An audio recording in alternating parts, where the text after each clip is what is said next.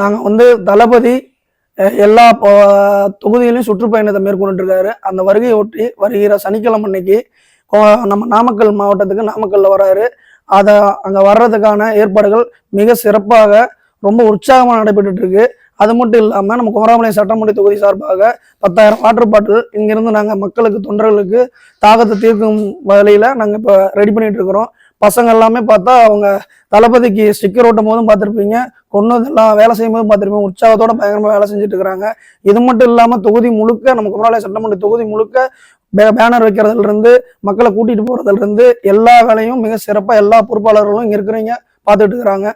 அது மட்டும் இல்லாமல் மற்ற தொகுதியில் இருந்தும் வாட்டர் பாட்டில்கள் மற்றும் தேவையான ஆம்புலன்ஸுகள், தேவையான வசதி ஏற்பாடுகள் எல்லாமே அங்கே நைட்டும் பகலும் இரவும் பார்ப்பவங்க செஞ்சுக்கிட்டே தான் இருக்கிறாங்க.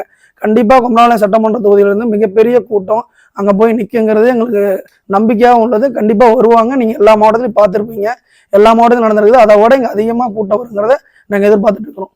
வேற வர கூட்டமெல்லாம் ஓட்டா மாறுமான்னு ஒரு கேள்வி எழுப்பிட்டே இருக்கிறாங்க எல்லா இடத்துக்கும்.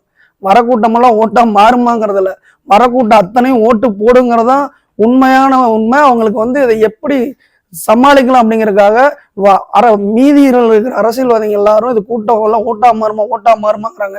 அங்க நிக்கிற கூட்டத்தை பார்த்து பயந்துக்கிட்டு அதெல்லாம் பேசிட்டு இருக்கிறாங்க. கண்டிப்பா அது ஓட்டா மாறும். 2026 தளபதி தான் சிஎம், தளபதி தான் உட்கார போறாரு.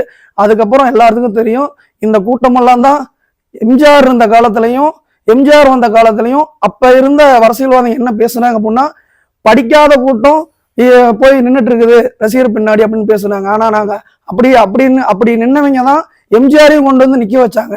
அதே இப்ப படிச்ச கூட்டம், அப்ப படிப்பறிவு உள்ள கூட்டம் இப்ப போயிட்டு இருக்கு.